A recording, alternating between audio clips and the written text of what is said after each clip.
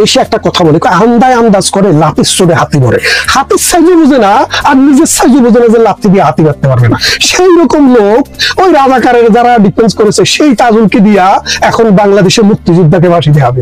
এই আইনে 2024 সালের মামলা চলে না। পৃথিবীর কোন সভ্য মানুষ যদি বলে এই মামলা চলে, সে মানুষ না, সে জানোয়ার। সে আইন বোঝে না, সভ্যতা বোঝে না, যুদ্ধ বোঝে না, যুদ্ধ অপরাধের বিচার বোঝে না। আগে পাশি পরে আইন।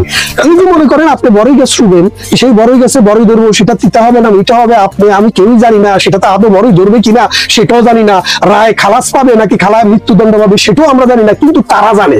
কারণ কি? কারণ হচ্ছে রায়টা তারা লিখে আগেই রাখছে। মঞ্জু ভাই, আজকে আমরা কথা বলবো যে আন্তর্জাতিক অপরাধ ট্রাইব্যুনালে যেই দখলদার ইউনূস বাহিনী যে বিচার প্রক্রিয়াটা শুরু করেছে সেটি নিয়ে। সরাসরি প্রশ্নটা হচ্ছে যে তারা বাংলাদেশের বিভিন্ন রাজনীতিবিদদেরকে, বিশেষ করে বাংলাদেশ আওয়ামী লীগের বিভিন্ন রাজনীতিবিদদেরকে নানানভাবে নানান কায়দায় জেলে পুরে বিচার করছে, যেটা সম্পর্কে আমরা কিছুই জানি না। কি হচ্ছে আন্তর্জাতিক অপরাধ ট্রাইব্যুনালে? ধন্যবাদ নিজম। প্রথমে আমি যে কথাটা বলতে চাই, আন্তর্জাতিক অপরাধ ট্রাইব্যুনালে যে বিচারটি শুরু হয়েছে ডক্টর ইউনূসের নেতৃত্বে, এই সরকার মনিটরিং করতেছে ওই রাজাকারদের বিচারের সময়ে যখন ওই তাজুল যখন যে মামলায় আসামি পক্ষের উকিল ছিল, অর্থাৎ 1971 সালে মুক্তিযুদ্ধকালীন সময়ে জামাতে ইসলামীর যেই সব রাজাকার আল বদর আল শামসরা বাংলাদেশের জনগণকে, বাংলাদেশের নারীকে, বাংলাদেশের শিশুকে নির্বিচারে হত্যা করেছিল, মুক্তিযুদ্ধকে হত্যা হয়েছিল, তাদের বিচারের জন্য 1973 সালে একটি অ্যাক্ট করা হয়েছিল, পার্লামেন্টের অ্যাক্ট। 7 জুলাই থেকে 17 জুলাই পর্যন্ত এই সংসদে আলাপ আলোচনা হয়েছে। এই আলাপ আলোচনার পরে 17 জুলাই একটি আইন পাস হয়, যেটাকে 73-এর অ্যাক্ট বলা হয়। এই 73-এর অ্যাক্টটা দিয়ে রাজাকারদের যখন বিচার শুরু হয় বাংলাদেশে জননেত্রী শেখ হাসিনার সরকার 2008 সালে ক্ষমতা আসার পর, তখন এই তাজুল নামের এক আইনজীবী বাংলাদেশের এই রাজাকারদের পক্ষে দাঁড়িয়েছিল।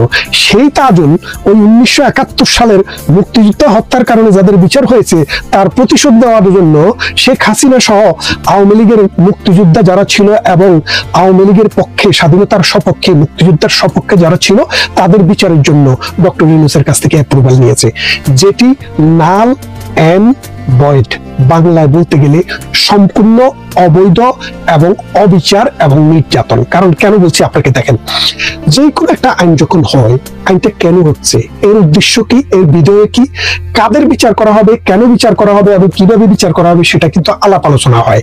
আলাপ আলোচনাটা কিন্তু আপনার সংসদের যে আইনের ভিতরে থাকে না, আলাপ আলোচনাটা থাকে সংসদের প্রসিডিং এ। আপনি যদি 1972 সালে আমাদের সংবিধান প্রণীত হওয়ার পর 73 সালের জুলাই মাসে সংসদে যে আলাপ আলোচনা হয়েছে সেটা যদি দেখেন, এইটা আইনটা করা হয়েছে ভূতাপেক্ষ নীতি দিয়ে, যেটাকে বলে রেট্রোস্পেক্টিভিটি, অর্থাৎ যুদ্ধ অপরাধের বিচার করার জন্য 1971 সালে যুদ্ধ অপরাধ এবং মানবতা বিরোধী অপরাধ, অ্যাগ্রেশন এবং আরেকটা হলো গণহত্যা, এই বিচারগুলো করার জন্য তখন কোনো আইন বাংলাদেশে ছিল না।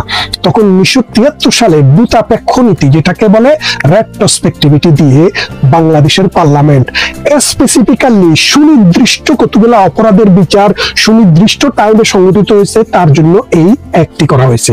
আমার কথা যদি আপনি বিশ্বাস কেউ না করেন বা না বুঝতে চান, তাহলে আপনারা দেখেন আর্কাইভে আছে 1973 সালের 7 জুলাই থেকে 17 জুলাই পর্যন্ত বাংলাদেশের সংসদে এটা নিয়ে অনেক আলাপ আলোচনা হয়েছে, সেটা হ্যান্ডসার্ট গুলো পাওয়া যায়। সেই হ্যান্ডসার্টে আপনি যদি দেখেন, পরতে বলা আছে 1971 সালের 26শে মার্চ থেকে 1971 সালের 16 ডিসেম্বর পর্যন্ত সময়ে যখন বাংলাদেশের সরকার বাংলাদেশের ভিতরে থেকে আইন, শাসন, বিচার কোনো কিছু করতে পারে নাই, তারা কলকাতায় এবং ওই মুজিবনগর সরকার করে প্রবাসী একটা সরকার পরিচালনা করছে, যার জন্য আমাদের 2.5 লক্ষ নারীকে যে দর্শন করা হয়েছে, 30 লক্ষ শহীদদেরকে যে হত্যা করা হয়েছে, মানুষদেরকে যে দেশত্যাগিত করা হয়েছে, ধর্মান্তরিত করা হয়েছে, বাড়িঘর লুট করা হয়েছে, আগুন দেওয়া হয়েছে, এই বিষয়গুলোর বিচার করার জন্যই কিন্তু 1973 সালের এই ইন্টারন্যাশনাল ক্রাইমস অ্যাক্ট, অপরাধ বিচার, এই অ্যাক্টটি করা হয়। এবং আমাদের আওয়ামী লীগ সরকার ক্ষমতায় থাকতে যুদ্ধাপরাধীদের বিচারের জন্য যে ট্রাইব্যুনাল করা হয়েছিল, সেখানে কিন্তু এটার বিচার এই আইনে করা হয়েছে। আজকে যে বিচারটি তারা করতে চাচ্ছে, ওটা হয়েছে কখন, 2024 সালের 5 জুলাই থেকে 5 আগস্ট পর্যন্ত সময়।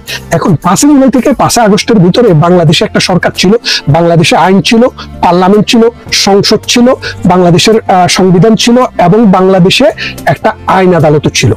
তাহলে এরপরে আবার 3 দিন পরে ডক্টর ইউনূস যখন ক্ষমতা নেয় তখনও কিন্তু একটা বিচারালয় আছে, একটা পার্লামেন্ট নেই, একটা সরকার আছে, আইন আছে, সবই আছে। তাহলে আপনি এখন যে বিচারটি করতেছেন এই 24 সালে পলিটিক্যাল কনফ্লিক্টের কারণে, দেখেন একটা জিনিস বুঝতে হবে, পলিটিক্যাল একটা টার্মোইল গেছে কয়দিন? 1 মাস। এই 1 মাস সময়ে রাষ্ট্রের দায়টা কি? বাংলাদেশ যে রাষ্ট্র, বাংলাদেশ রাষ্ট্রের দায় হচ্ছে আপনি যদি রেল জ্বালান আপনাকে প্রোটেক্ট করতে হবে। কে প্রোটেক্ট করবে? রাষ্ট্রের বাহিনী। কোন বাহিনী? পুলিশ বাহিনী, বিডিআর বাহিনী, আনসার বাহিনী। এবং আপনি যদি টেলিভিশন ভবন জ্বালায় ফেলেন, রেডিও ভবন জ্বালায় ফেলেন, তাহলে আপনাকে সেখানে প্রতিহত করতে হবে। এটা রাষ্ট্রের আইন। এই আইনটা আজকের না, এটা বাংলাদেশে না, সমগ্র পৃথিবীতে যেই কোনো জায়গায় যখন উন্নত জনতা যদি কোনো না কোনো ভাবে রাষ্ট্রের সম্পদ এবং রাষ্ট্রের জনগণের জীবন নাশ করতে চায়, তাদেরকে দমন করা, তাদের বিরুদ্ধে ব্যবস্থা গ্রহণ করা রাষ্ট্রের দায়িত্ব। শেখ হাসিনা যদি কোনো ব্যক্তিকে, কোনো পুলিশকে, কোনো আর্মিকে, বিডিআরকে এই দায়িত্ব দিয়ে থাকে যে তোমরা এদেরকে রক্ষা করবা, রক্ষা করতে গেলে রিজনেবল ফোর্স তুমি প্রয়োগ করলে যদি কোনো লোক মারাও যায়, সেটার জন্য কিন্তু বাংলাদেশের আইনে না, পৃথিবীর কোনো আইনে বিচার চলে না। যদি আনরিজনেবল কোনো ফোর্স, আপনি 1 লক্ষ লোক নিয়ে আসবেন, আপনি টেলিভিশন ভবন জ্বালায় ফেলবেন, তাহলে পুলিশ কি করবে? পুলিশ সবাইকে চুমা দিবে। এই চুমা দিয়ে আপনার কি বলে যে কোলাহল বন্ধ করবে? না, এটা হয় না। এবং দেখেন এরা বলেছে প্রথমে যে 8,000 লোক মারা গেছে। 8,000 লোকের জন্য মারা যাওয়ার পরে এরপরে বললো কি? এরপরে বললো 3,500 লোক মারা গেছে। 3,500 লোক মারা যাওয়ার পরে বলে কি? না না না, 2,500 লোক মারা গেছে। 2,500 লোক মারা যাওয়ার পরে বলে কি? 1,500 লোক মারা গেছে। আর এখন সর্বশেষ যে সংস্করণ বাইর হলো বলে 845 জন। এখন 815 জন। তাহলে আপনি দেখেন তাদের যে কথা, আমাদের দেশে একটা কথা বলে, আন্দায় আন্দাজ করে লাফিস চড়ে হাতি ধরে। হাতির সাইজও বুঝে না আর নিজের সাইজও বুঝে না যে লাফি দিয়ে হাতি মারতে পারবে না। সেই রকম লোক ওই রাজাকারের যারা ডিফেন্স করেছে সেই তাজুলকে দিয়া এখন বাংলাদেশে মুক্তিযোদ্ধাকে ফাঁসি দেওয়া হবে। এই বাংলাদেশ, এটা 1971 সালে 30 লক্ষ শহীদের রক্তের বিনিময়ে স্বাধীন হওয়া বাংলাদেশ। সেই বাংলাদেশে যে আইন দিয়ে আপনি বিচার করছেন, এই আইন এই বিচারের জন্য নয়। বাংলাদেশ একটা 53 বছরের একটা রাষ্ট্র।